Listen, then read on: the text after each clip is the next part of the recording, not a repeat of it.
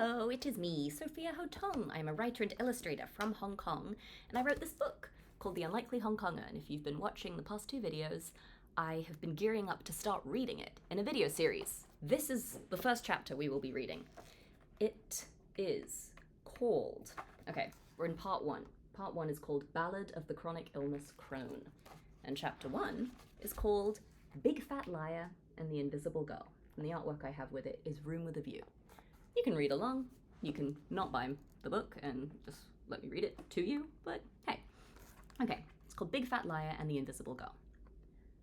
I don't look disabled. There are markers for identifying disability. Missing limbs, wheelchairs, old age.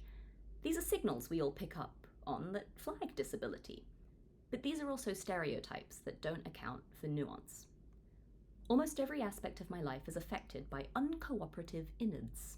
But I don't match the outward markers for disability, so you would not immediately know that I am disabled.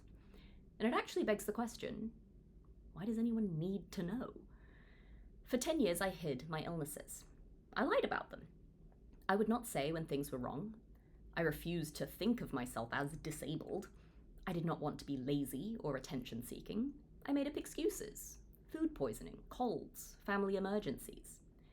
Every time my illnesses interfered, I would vanish them. Joke through pain, ignore red flags, avoid doctors. But neglect only made me sicker.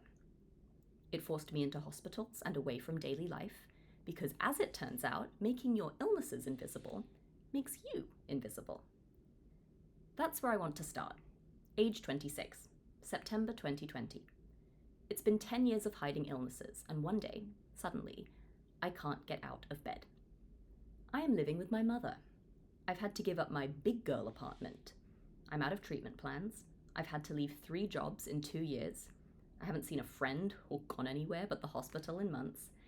And while I feel hopeless, scared, and depressed, the feeling that eats at me most is shame.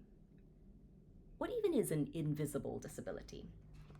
It's widely defined as any life-impacting health condition that is not immediately apparent.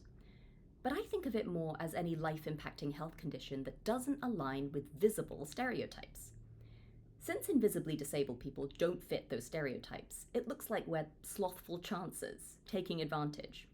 And the shame of that label discourages us from asking for help, or even knowing we need it.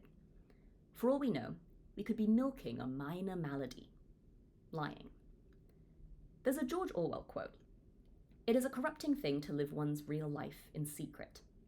The secret of invisible disability ends up corrupting the whole person. I'd say the secret of the illness corrupts the body more than the illness itself does. But I didn't know that in 2020. All I knew was that I was 26, trapped in the same bed, room, and situation that had taken me out of school at 16. Except this time, I did not see myself bouncing back. It gets a lot happier and funnier, I promise. But setting the scene about me, the big fat liar, and the invisible girl. See you next time for chapter 2, which is called High Yield Youths. See you next time.